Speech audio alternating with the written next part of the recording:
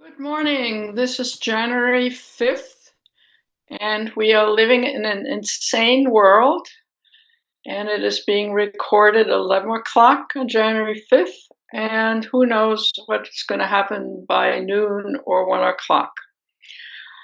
I do want to talk about the insanity of U.S. foreign policy, particularly pertaining to Venezuela.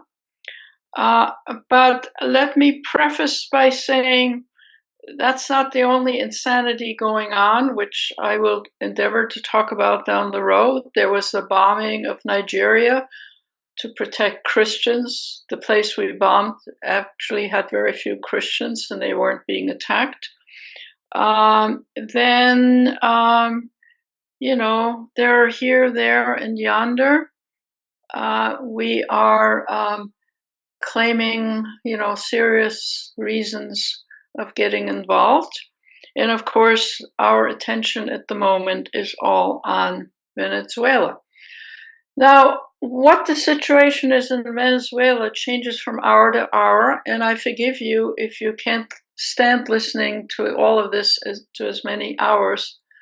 But we spent about $1 billion sending all this military stuff to be near Venezuela, not only to shoot the boats out of the ocean, but also to show might.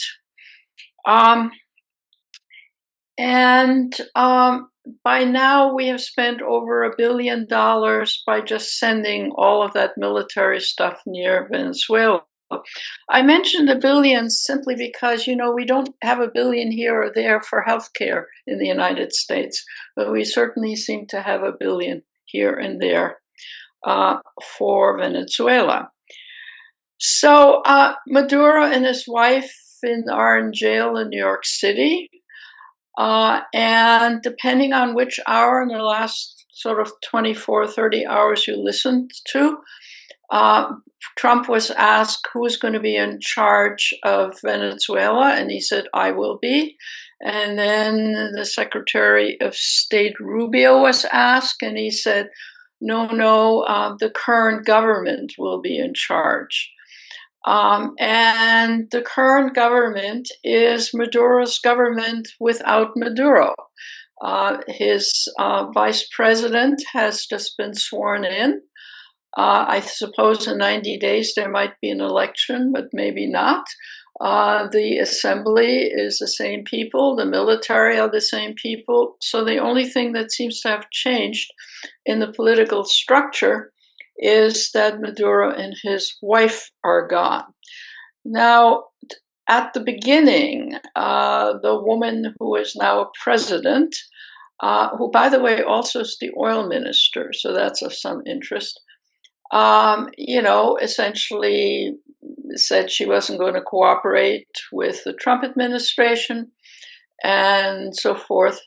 And now, of course, she's been sworn in and presumptively is in cooperation with the Trump administration. And presumably the deal that she has made is that the Maduro regime will stay in power, but compromises can be made about the oil. Now, one of the excuses that you've heard of why we're doing all of this is the Monroe Doctrine allows us to do this. There was a Monroe Doctrine, and you probably learned about it in school, and I won't rehearse it, only to say that when Roosevelt was president, he got rid of the Monroe Doctrine in lieu of the Charter of the United Nations, in which going, unilaterally into some country for whatever reason is no longer permissible. And as I speak, I think the Security Council of the General Assembly is still in session. And it doesn't really matter what anybody says, although it's of some interest that both China and Ukraine, Russia, are speaking up against the United States incursion into Venezuela.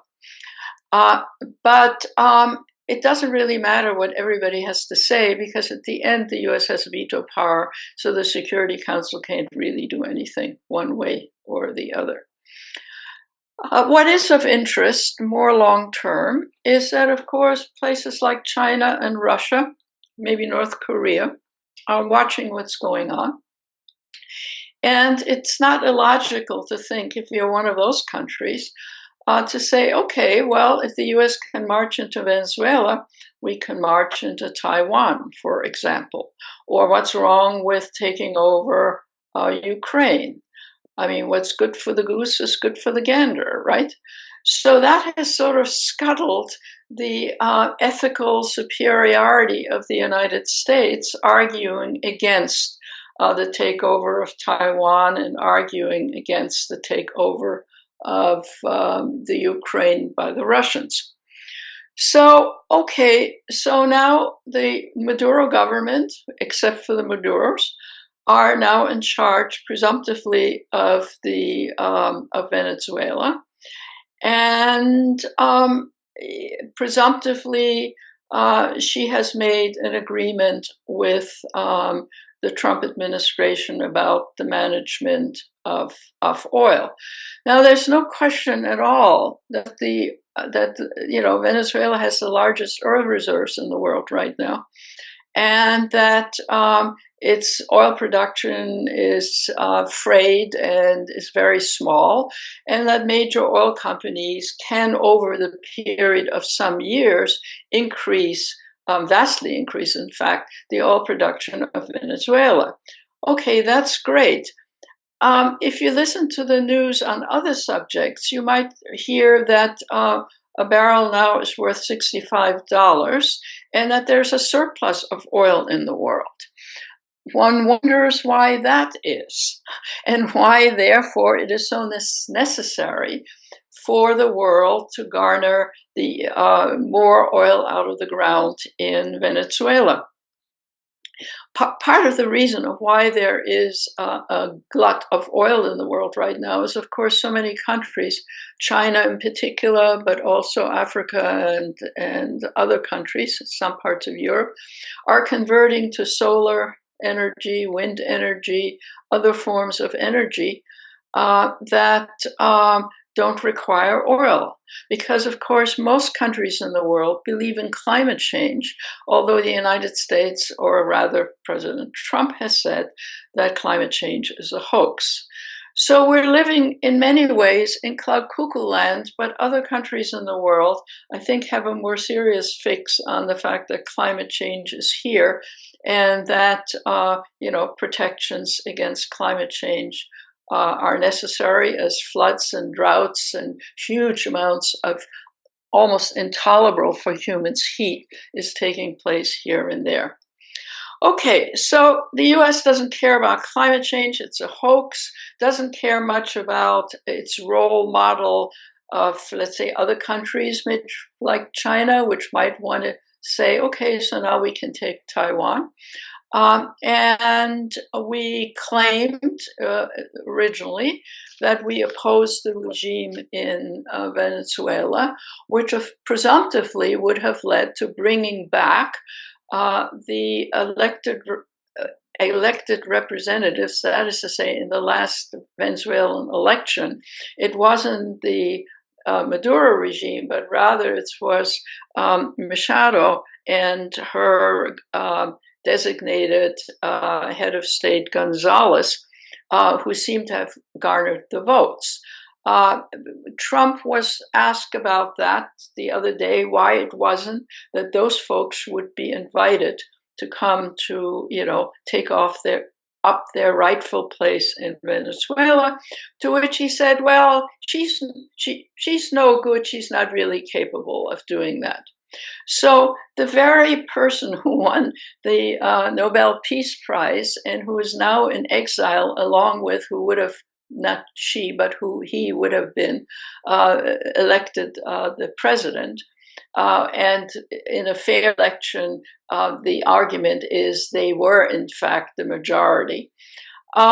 These people are now being dismissed by the Trump administration, and he's keeping the Maduro administration.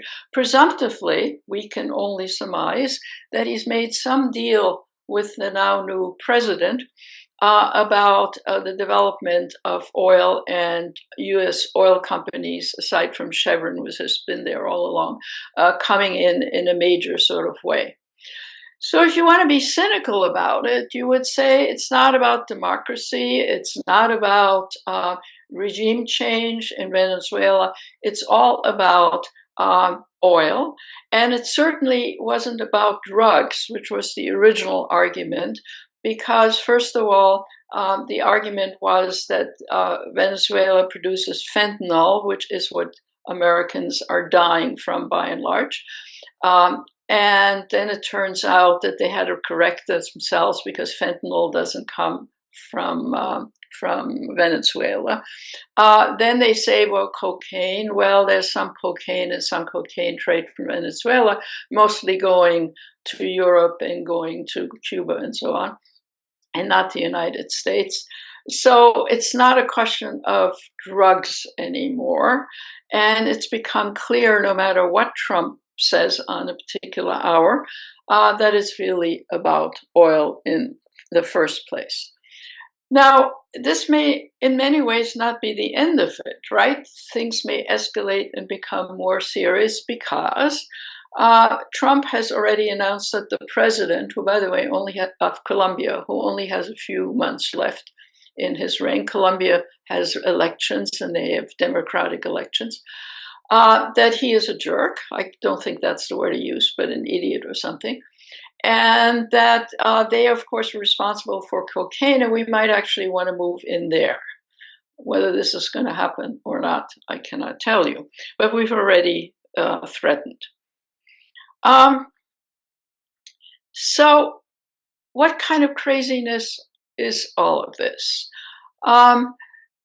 What about the U.S. domestic front? Well, the U.S. domestic front, I think, by and large, didn't care about Venezuela. The several million Venezuelan refugees, by the way, Venezuela has 7 million Venezuelans who are either in neighboring countries like Colombia or in the United States and so forth. They're going to think twice about going home under these circumstances. It's also the case that a president who creates conflict, war, uses force, whatever, is supposed to consult with Congress. And if an actual war, declaration of war, requires serious congressional input.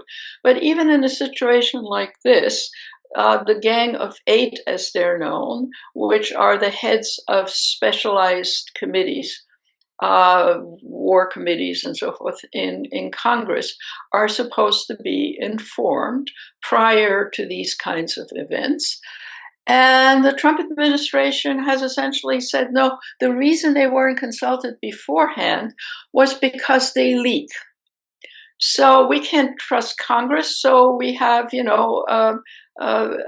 authoritarian president who doesn't have to do what the Constitution says and what common practice is, that in use of the U.S. military, a conflict, a declaration of war, depending on which day you ask the Trump administration what they were doing, don't have to be consulted. He has full constitutional power to do anything he wants, and doesn't really have to listen to other branches of government. And as you may recall, the Supreme Court has essentially said the president can act on his own. So he feels, empowered to do anything, and his administration feels empowered to do anything.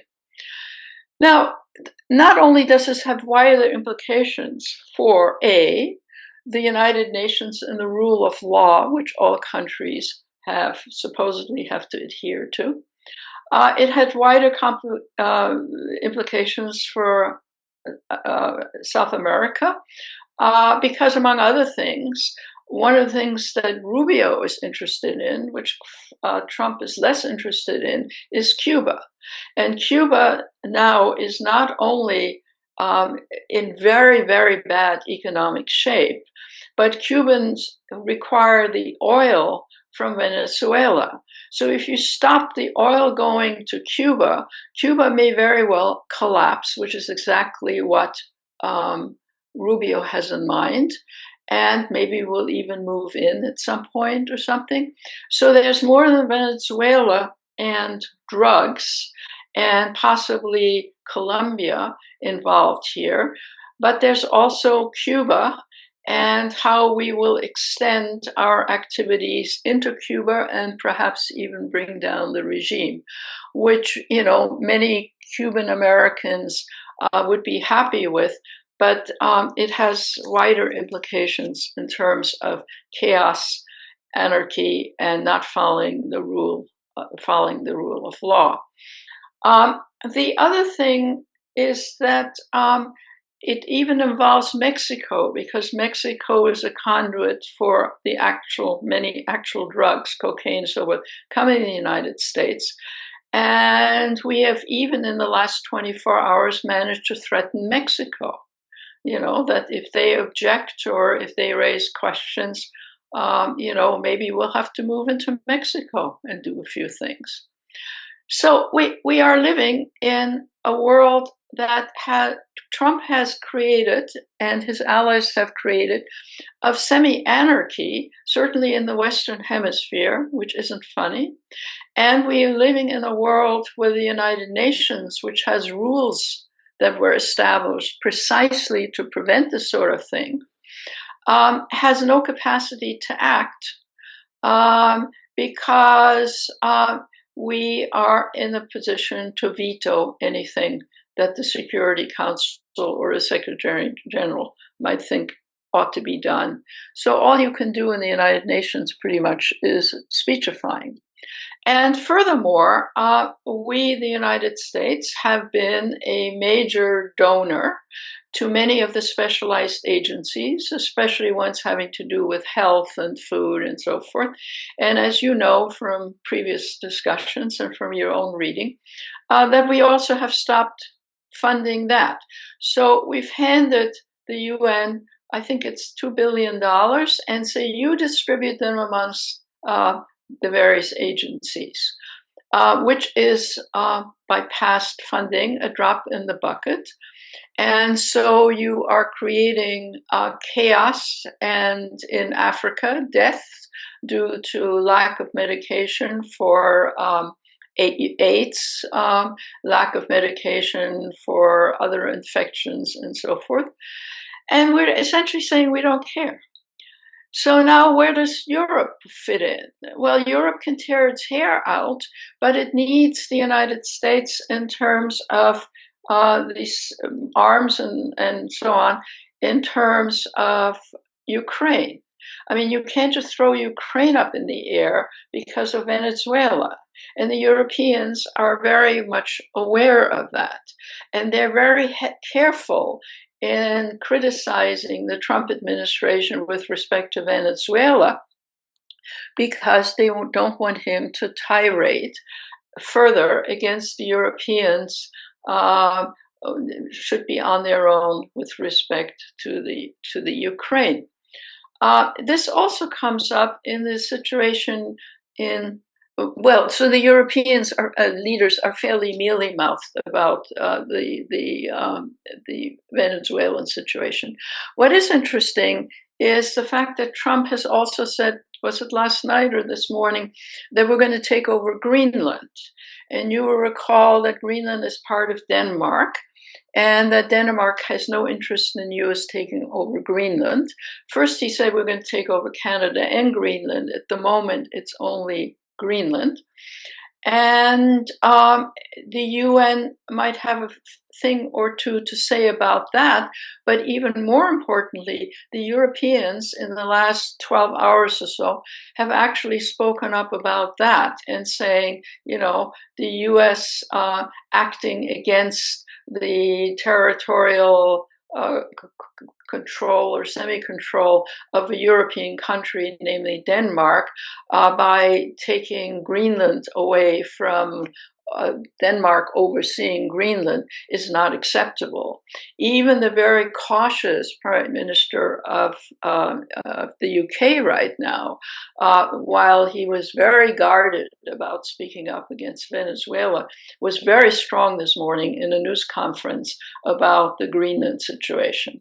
And will the US really be willing to undermine NATO? Will it really be considered in its U.S. interest to undermine NATO by creating a conflict with NATO over Denmark and Greenland? Stay tuned. But Trump has essentially said that none of that matters. We're the strongest economy, the strongest military in the world, and either people pretty much do what we want them to do, or else we will dump them or dump the policy. So what am I saying here? I'm saying that every hour on the hour, either something I've just said is no longer true or has been amended or has changed.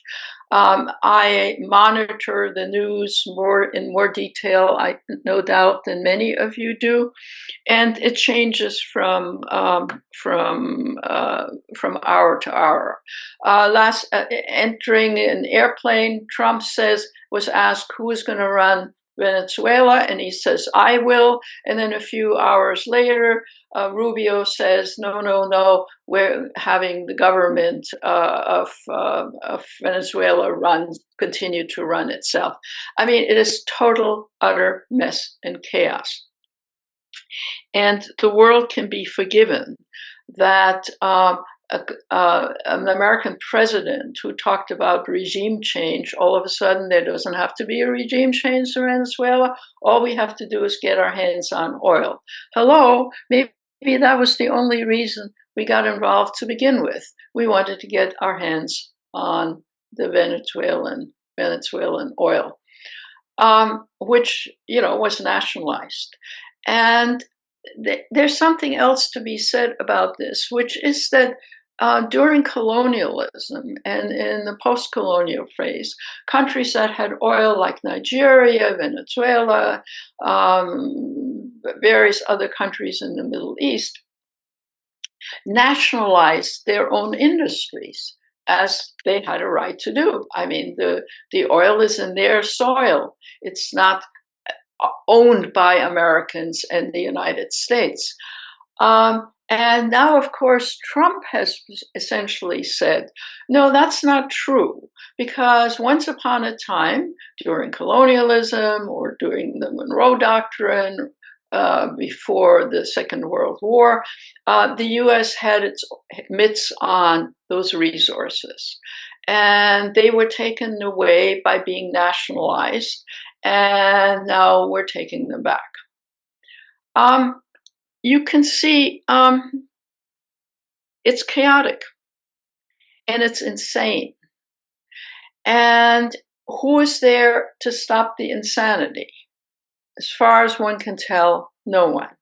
No country in the world is strong enough or interested enough. I mean, for example, China would be strong enough, but interested enough to get into a conflict with the United States.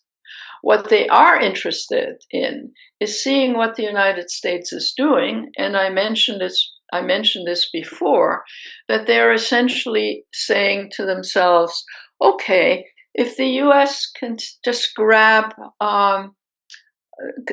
Venezuelan oil and control some territory here and there, for example, Greenland, so we can take over Taiwan, they have no basis of complaining about it. So each to their own. So it is not just an American problem. It is not just an American reputational problem.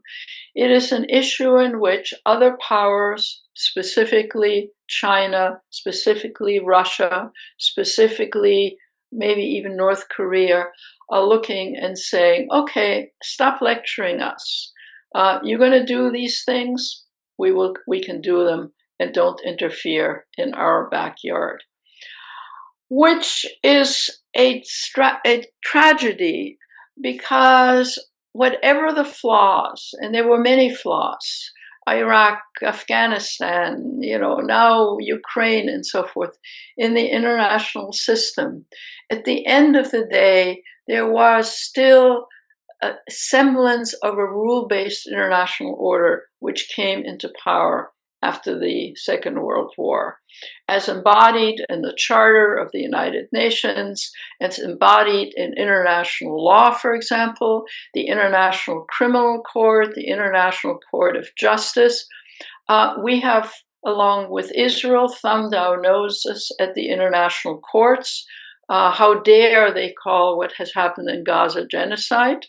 And we're not going to pay any attention to them. So we've already, undermined the role that the courts were supposed to play and could play in making the world saner and safeguarding the lives of people.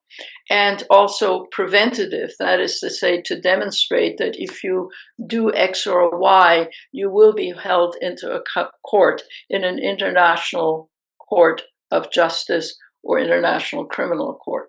So that's already eroded over the Middle East and the Israeli-Gaza situation. And earlier, it also, under the Reagan administration, he also undermined the role of the court with respect to things in Central America. But now we're talking about, magnitudes of activity. And not an occasional incursion and then admission of error, but essentially leaving a somewhat frayed international post-World War II order in place. When the major power in the world, with veto power in the Security Council, and the military might to do what we are doing in the Caribbean, and with respect to Venezuela, says none of this has any relevance to us, we will just do what we damn please, then the anchor of an international order or system, even if violated now and then, has essentially gone away.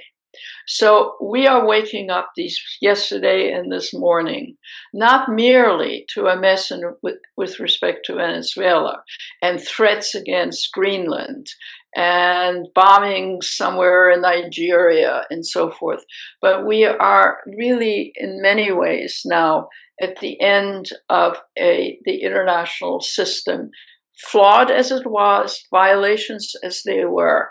But, the U.S. was, by and large, is still a small anchor of reasonable international law, reasonable adherence to international institutions, and so forth.